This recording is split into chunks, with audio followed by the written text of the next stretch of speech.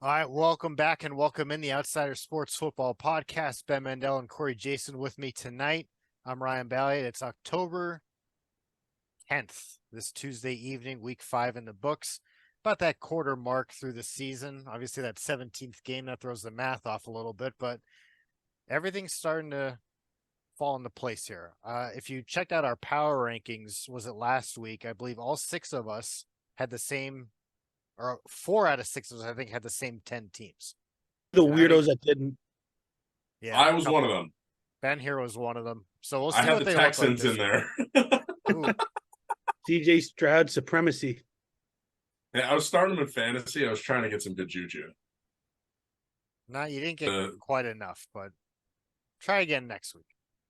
yeah. But yeah, CJ Stroud, he's been awesome through this early portion of the season. Maybe not for fantasy, but certainly for real life. But it's another AFC South team that we are here to talk about. We're gathered here today. Oh, Corey's Ryan, favorite segment. I mean, this was supposed to be just an extravaganza, but the Anthony Richardson news brings it down a little bit. So we're going to get the bat out of the way. Another injury, an AC joint shoulder sprain, I think it was. He might go on IR, might not, but at least we have Minshew Mania to fall back on. Undefeated as the starting quarterback for the Indianapolis Colts. Well, I do want to throw out there an AC injury. An injury to the joint is definitely better. Looks like we did lose Corey. I was hanging out, holding out hope that he would unfreeze there.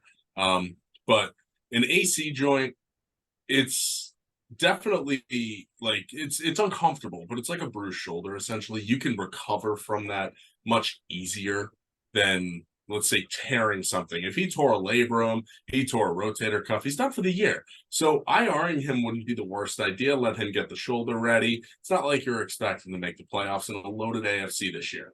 Yeah, Let Gardner Minshew play a little bit, let the other guys continue to develop, and then let Richardson come back when he's ready to go. yeah, absolutely. I hope we learned our lesson. Let's not rush the quarterback back from injury.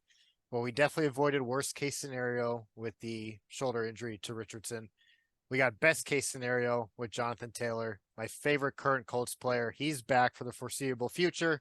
Worked him in slowly. It was the Zach Moss game, almost 200 yards of scrimmage as they just dominated the Titans on both lines of scrimmage in that win. But then Minshew Mania returns home this upcoming week.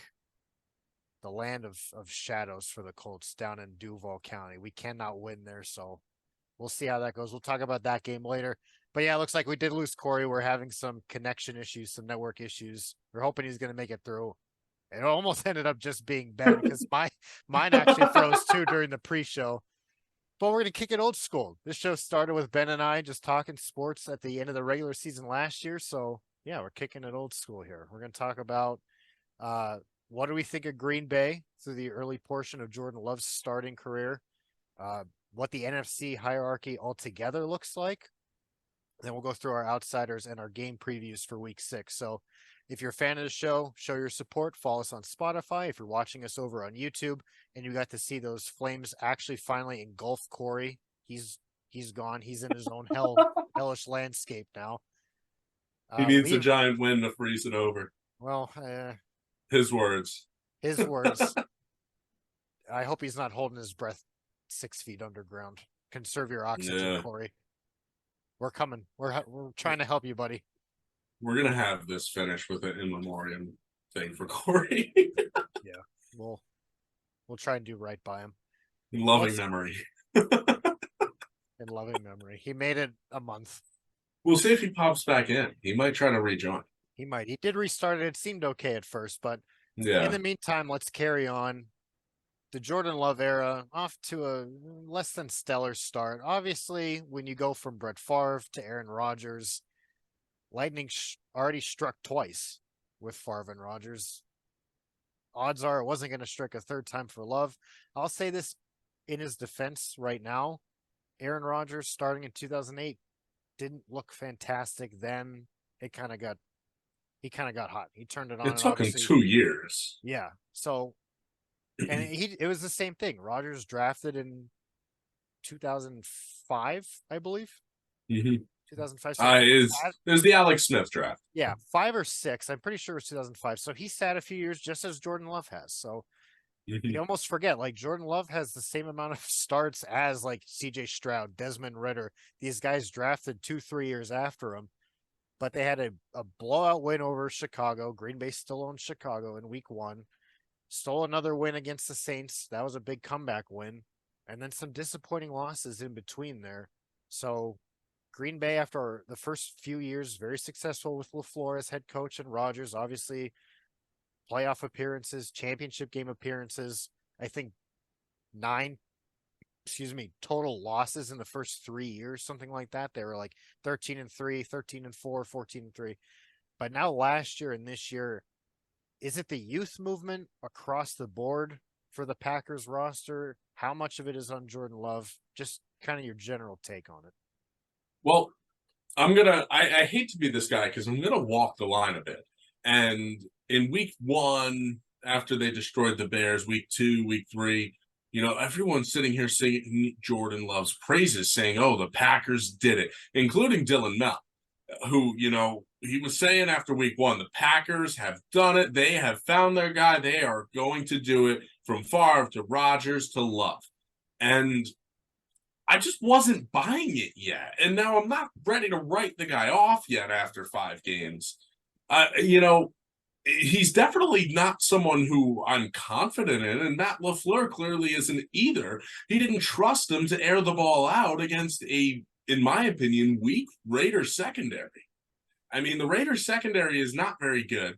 I think Max Crosby completely took that game over last night, though. And he shows that he is one of the more underrated pass rushers in the NFL. I think he's a top 5 pass rusher. He has been fantastic the last few years. And, it's nice to see him get to show out in prime time against, a Green Bay, a big football market, I guess you could say, a team that, everybody knows and watches. But when you talk about what do you make of Jordan Love? I do think he can be an NFL quarterback. I think, you've seen sparks. You've definitely seen some promising moments from him. It's just, he's not there yet. You can't say the Packers are going to win this division. He simply isn't there yet. Right now, it's Kirk Cousins and Jared Goff's division. And I never thought I would be saying that those 2 quarterbacks were the top 2 in the division, and they are. Yeah, that Monday Night Football matchup, Love gets the ball back late in the game, chance to go take the lead, and I said out loud to some of the guys I was watching it with, Jordan Love legacy drive incoming, and then the interception to seal it. But that wasn't even Jordan Love's fault as much, right? You're throwing the ball up for your 6'4" wide receiver who gets out jumped by a 5'9" corner. And that's why you saw Watson. You saw Watson beating himself up on the sideline because he knows he didn't even try to make a play. And I mean, he at the very least should have been able to swat that ball. The reason why Jordan Love threw it was because he didn't think there was a chance it was going to get intercepted with Watson and his height difference. I'm sorry to the cornerback's name. I forget his name, but he's 5'9". So Robertson, I believe. Yeah, Robertson. Yeah, Watson definitely could have helped his quarterback out there, but Green Bay could use a star wide receiver like Devontae Adams to help this. You saw what he did for the Raiders last night, though. You really almost have to believe, you have to treat Jordan Love like a rookie quarterback. Like, he had 1 start prior to this season. So you can't treat him like you would think Jalen Hurts has been, Tua, Herbert, Burrow, those other quarterbacks in that class. He hasn't had the starting action, even though he's been around. Right. Rodgers also definitely maybe sabotaged his development because Rodgers did not want him around at all. Yeah, I mean, if that was the case, they got to start sort of from scratch. So with Green Bay, they were that perennial big time player in the NFC, in that conference. With them clearly taking a step back, it was kind of clear last year, but certainly this year. Obviously, San Francisco and Philadelphia, the only 2 remaining undefeated teams this year. These were the 2 teams in the NFC Championship game last year, so no sort of layover from a late playoff push a season ago. But after that, after those 2 teams, who's the next in line in this conference? Because we've seen Dallas, kind of on both sides of it. They're blowing the bad teams out. Sorry, guys. And then dropping games to what you would expect to be a bad team like Arizona, and then decimated by San Francisco. So where does Dallas sort of fall into the picture? And then you have teams like Detroit, Tampa Bay, Seattle, all with pretty good records. What does this hierarchy right now in the NFC look like to you guys? So I think you have to take San Fran. They're in a tier of their own, right? Nobody touches them. And then you skip a layer because nobody comes close. Then you go Detroit and Philly, both severely flawed teams, but those are teams that can compete. And then you go with basically like the Dallas, the Seattles, the Tampas, the teams that'll make the playoffs but won't make any noise. It's a one-team league in the NFC right now. And I just, no other team can come close to what San Fran can do. I don't know if you can write the Eagles out of that category after not too long ago. We saw the Eagles completely decimate the 49ers in the playoffs. And Last yeah, year, you know this what? year are different. No, but you know what? That Eagles offense, that rolled the 49ers defense. And that 49er offense, I understand Brock Purdy got hurt, but even when Brock Purdy was in the game, I understand it was only one series. It was a bad series. The Eagles were able to get after him. I still think that the Eagles are a very strong team, and they're still putting it together. I think, part of what makes the Eagles so scary to me is that they clearly aren't playing to the best of their ability and that they will get better. And you see the spurts, like AJ Brown all of a sudden is coming to life. And that is scary. Like, you don't want to see that guy wake up, especially with all the weapons they have. The Eagles are certainly in the top tier. I think that this is a San Francisco, Philadelphia Eagles conference this year. I think that those two are on top. And then you have, I don't think that you can put Detroit up in that contender, category, with Philadelphia just yet, because, you look at Detroit and they haven't proven it yet. Have Detroit go out there and win back-to-back Thanksgiving Day games. Like, come on, Detroit has to do more. You have to get more out of, some of those other younger teams. But that's the thing. Last year's teams in the NFC were all frauds. Like, I you just had don't the think it's Niners fair and to Eagles. take last year and use that as a basis at all for this year.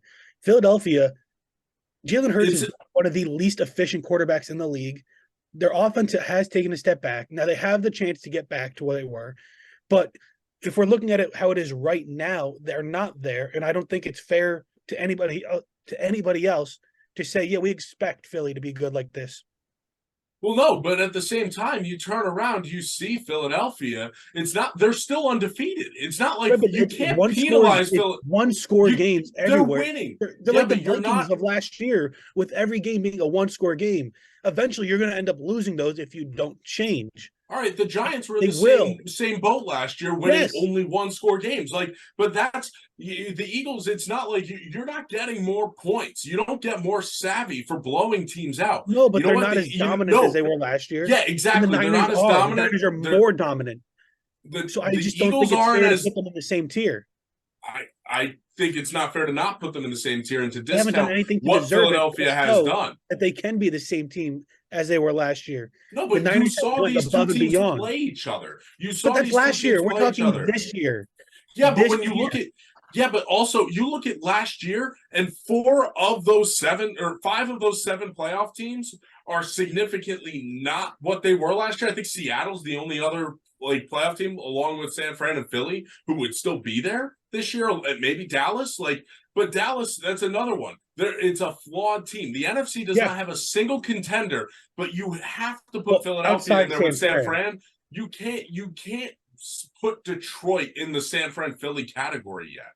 I'm not putting Philly in the San Fran category. No, but Philly can't not be put in the San Fran category. They haven't done anything to show that they should be in that category this year. There's that next contenders there's contenders for the NFC Championship, and then there's the rest of the league. There is San Fran, contenders, good teams, everybody else. Wait until Philadelphia has to get up and play a big game. But that's fine. But we're not there yet, so we can only go what we know now. And Exactly. And Philadelphia's 5-0. weeks into the season, Philly isn't 5-0. here. 5-0. Yeah, It doesn't I matter. gotta side with Ben on that. Philly and San Francisco are the top two in the NFC. Yes, Where I'm not arguing that. I'm just saying that they're not equals. They're closer than you appear to think. You can't discount, and you can't sit there and say Philadelphia is not an elite team and a Super Bowl contender. I'm not You saying don't that win they're 5 not. games by accident. I'm Yeah, not saying that they're not. I'm just saying. five. All right, then not they're in the equal. top tier. They're in They're the an elite Super second Bowl tier. contender. They're elite. I'm putting them by themselves. Then it is San Fran, then Philly, then Detroit, then everybody else. Then I'll take Detroit out of it. But you cannot, for the same reason you're saying Detroit cannot be with Philly. Philly cannot be with San Fran. Philly has a track record. Are you kidding Track me? record Detroit doesn't does matter. Not. Yes, This it year is all does. that How matters. can you say? Because can you say this track year, record doesn't players matter? change, coaches change. The Philly defense What? isn't anywhere near as dominant as last year. You can't say last year's team is this year's team. They're not the same. Philly will get better. I truly believe that they will get better than they are now, but they've gotten lucky in a few games. And you just cannot look at Philly and look at San Fran and say, yeah, those two teams are the same. They're different. San Fran will Putting blow. them in the same category does not say that they're the same. And I will tell you right now, yeah, San Fran might have a better defense. I would take the Philadelphia offense over San Fran's. I That's would. fair. That's fine. I would. And you know what? It's so to sit there and say that, oh yeah, you know, they're not the same. Just because they're not the same does not mean that they're not in the same category. And that category is elite Super Bowl contenders. Yeah, I think Ben hit the nail right on the head there. I would take San Francisco in almost every facet over Philadelphia, but I would take Philadelphia in every facet basically over every other team. So And that's putting them fair. both in that contending category, I gotta side with Ben on that. But where I kind of disagree then is, to me, it's San Francisco and Philly, upper tier, then Detroit's on their own. Detroit could very easily be undefeated as well right now. Their one loss thus far happened in overtime against Seattle. Where, you know, make over the overtime rules what you want. Detroit offense never got on the field for that one. Seattle marched right down, scored a touchdown to end the game. So, but here's the other thing, though, and I'm not, again, you can't discount a team based off of who they've played, but I think this is part of how weak the NFC is. Because you look at Seattle, you look at Detroit. Yeah, these are good teams, but they shouldn't be elite. Like they shouldn't be 3-1, 4-1. It's like looking at Minnesota and the Giants last year. These teams shouldn't have had this many wins and few losses at this point because the NFC as a whole is just weak. Really, really weak. it is weak, but I mean, they went in Arrowhead. Defending Super Bowl champions and knocked off the Chiefs week 1. Without Travis Kelce and Patrick Mahomes had Kadarius Toney giving the ball to Detroit. Still, I mean, Corey wants to throw out last year. Detroit finished very high last year and seemed to pick up right where they left off. That's why I think you can't just discount a previous year. Obviously, Minnesota, all those one-score games, you're right. They're going to come back to earth a little bit, and they have. The Giants, they came back to earth a little bit. But that's what they get for overperforming. Detroit didn't overperform to that extent. No, I think we're seeing what Detroit is. Well, Detroit will be that next elite team. They're not there yet, but I think that they can get there sooner than later. Agreed. Detroit is still on the upswing, and ultimately, Jared Goff's a placeholder. That's essentially Detroit is going to be on the upswing until they get their quarterback. Jared Goff's going to hold the place until they get their guy who's going to be the franchise quarterback to take them to a Super Bowl.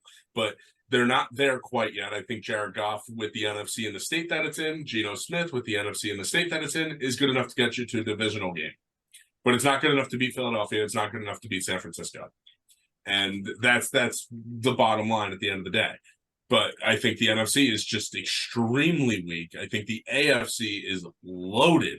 I think there are probably 10 teams in the NFC or in the AFC that would probably be playoff teams in the NFC if they were over there. Trying to figure out these 10 teams. Or he's in the math. You keep thinking about that. I want to pose this. If Detroit and Dallas were to face off, which they might, What They would you guys think about that? They do. They do. They should. So what would be your initial? I'm sure we'll talk about it when we get to that game if they do play. But right, let's say they were to meet, you know, Detroit's. Let's call them the 4 seed. Dallas is the 5 seed. They get in as a wildcard team. They're playing At Ford First Field. They play At week Ford Field. 17. All right, so that could have a lot of stakes then for seeding and whatnot. But what would be the early reaction to that matchup? Initial thoughts are that I actually think that, I mean, it depends who's home. If this is in Detroit, Dallas is home. I think, the regular season game, then yeah, I think Dallas is going to win it. I think that the home team is going to win. I think that, you both dome teams, but you have Dallas's offense. They operate differently at home. I think that's another key contributor to their blowout loss against San Francisco. I think if that game is in Dallas, San Fran still wins, but it's not the way that it was. I think that, Dallas's offense is talented enough to beat Detroit's defense. I don't think Detroit's defense is that good. It's good, but I mean, Seattle did what it did. So it's not like Detroit is unbeatable. And yeah, they just blew out Carolina. Like, I'm not sitting here and making a big deal about that. But, I think Dallas's defense would probably be the best that Detroit has seen all year. And, Dallas's offense might even be better overall than what Detroit has seen in Kansas City and all the other teams, especially since Kelsey was hurt. But, it would certainly be an entertaining game. It wouldn't be a blowout. I think if it's in Detroit, I could very easily see Detroit blowing the doors off just with all that energy in the building for their first home playoff game in years. Yeah, I mean, it really depends on how both these teams play. Again, that's a week 17 matchup, very end of the season. Right now, I would still expect Dallas to be favored, but it to be almost a pick 'em at this point.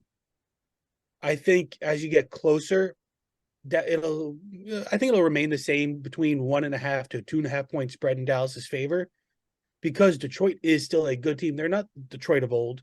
They are, that next big thing. Dallas, they beat the Giants, the Jets, and the Patriots. That doesn't inspire a lot of confidence. They also lost to Arizona. San Fran is San Fran. That's in San Fran. I agree with Ben. Dallas operates differently at home. I don't think that loss is nearly as bad if it's in Jerry World. But that also does show that Dallas isn't anywhere near San Fran's level. Dallas is also missing a lot of key pieces. Trayvon Diggs, gone. Overshown, gone. Their secondary is decimated. Leighton Vander Esch is going to miss a lot of time with that neck injury. They have issues. Micah Parsons does have chronic, not breathing issues, but if you watch Dallas games, he sits out more than you'd expect with heavy breathing. He exerts so much energy per play that he has to sit more than most defensive players, it seems, and he labors a lot. That's something that you really got to look out for. And he's banged up. Have you seen some of the hits, even the Leighton Vander Esch one from the Sunday night game?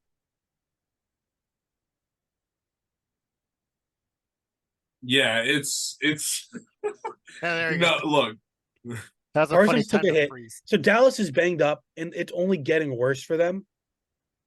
Their O-line is banged up.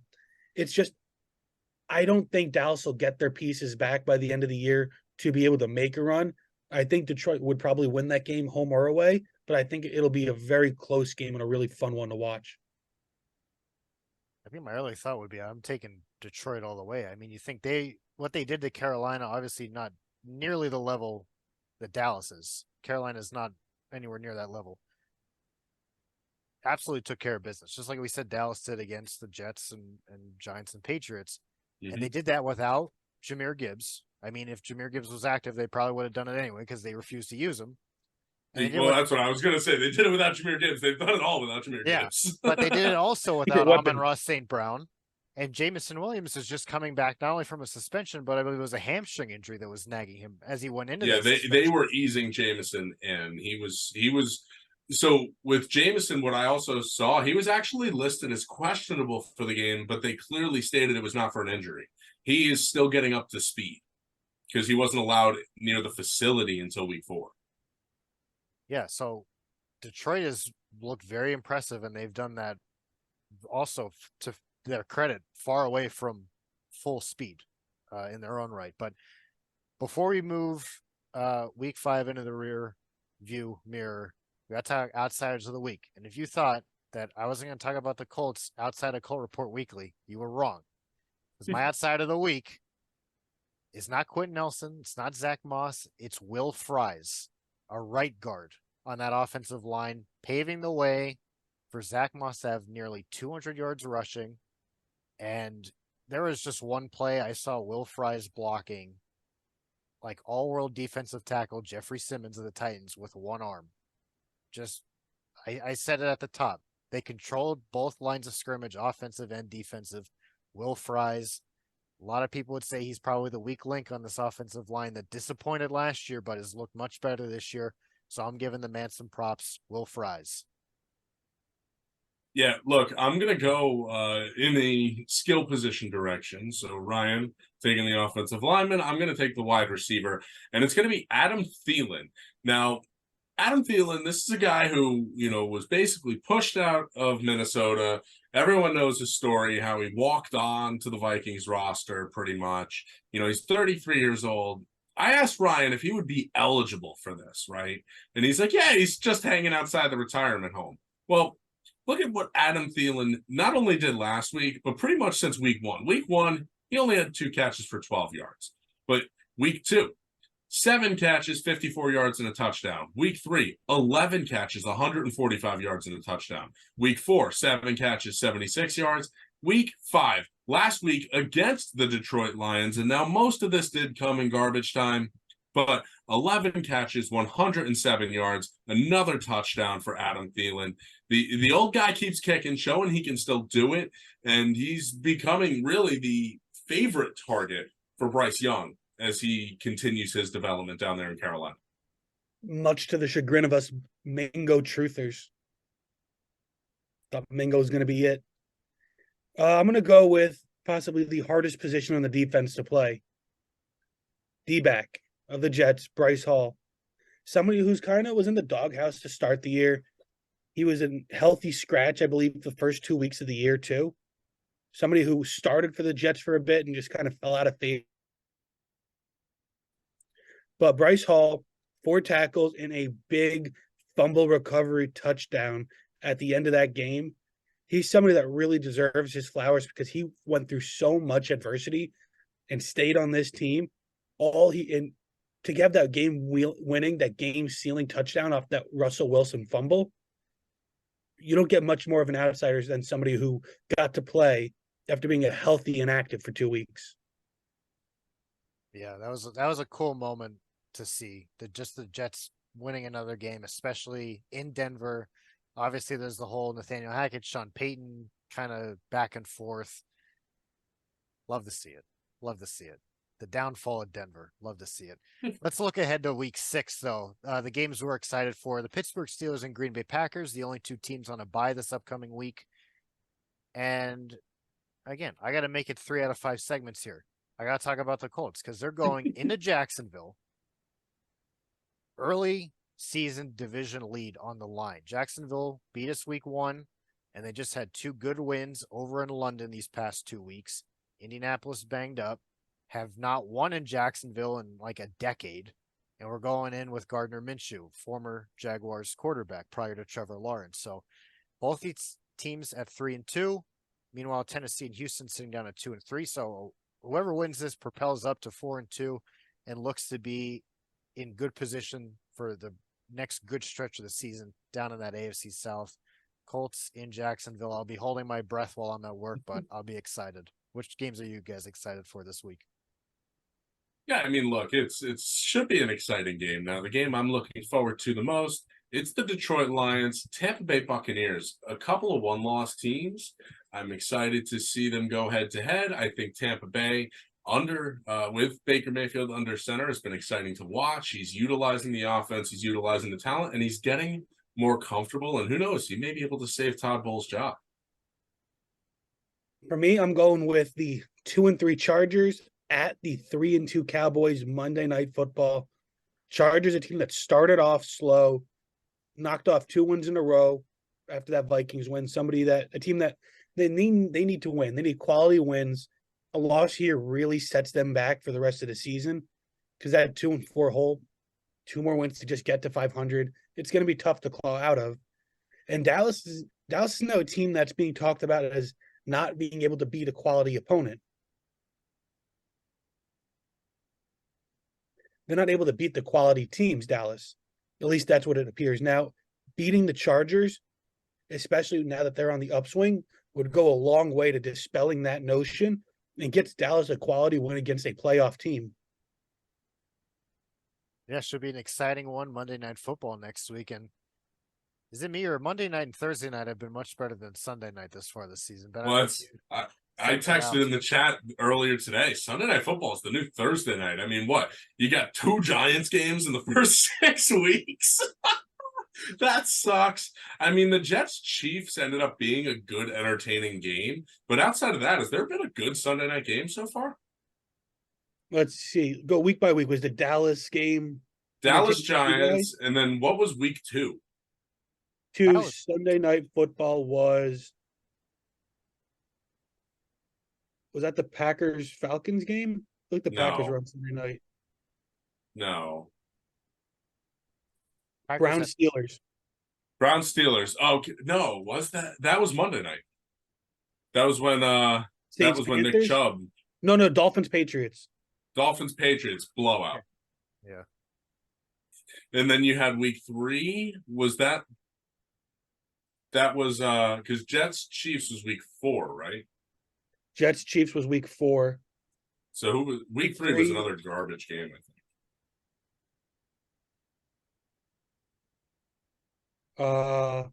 Let's see. It hasn't been good for Chris Collinsworth and Mike Tirico, unfortunately. I think that I my feel bad favorite for commentator group, my favorite duo, they're getting all the bad games now this year. These up. Yeah, it's been tough for them. I definitely feel for them. It honestly, like, they should just pick those games the week of. Too much logistics to go with that. I get that. I really do. It's honestly. We still would have went with Dallas, San Francisco this week. It's just sometimes the way things play out. Was it Steelers Raiders? It was. Yes, it was. Yep. That ended up being a solid game, but I don't know about you guys. That one felt boring. I forgot that even happened on primetime, so yeah, maybe boring. that's the Raiders effect. But all right, before we wrap up and close for this week, a couple of reminders again. Follow us on Spotify, on YouTube, on Twitter, at Outsider Sports 3. Get all those latest notifications for when our content's releasing. And the NHL regular season kicks off. That's happening now as we're recording this. Ben was watching it in the pre-show. So go check out the Outsider Sports Hockey podcast as they dive into the season, and the Outsider Sports Baseball podcast with Corey Jason here and the rest of those guys. The MLB playoffs in full swing. That's coming to an end. What round are they in? Are they still the division series rounds? Division series. Okay, so yeah, I mean when does the NBA start? I said about that November equinox. It's like November. Okay. So yeah, late October, early November. We're getting close. So stick with us here at Outsider Sports. We're going to get all that coverage for all these sports going. Join us next week on the Outsider Sports Football Podcast as we continue talking about the latest happenings in the NFL. We're excited. We're hitting that hot part of the season now. Like I said, everything's falling into place, so you're not going to want to miss what's going on here. Thanks for listening.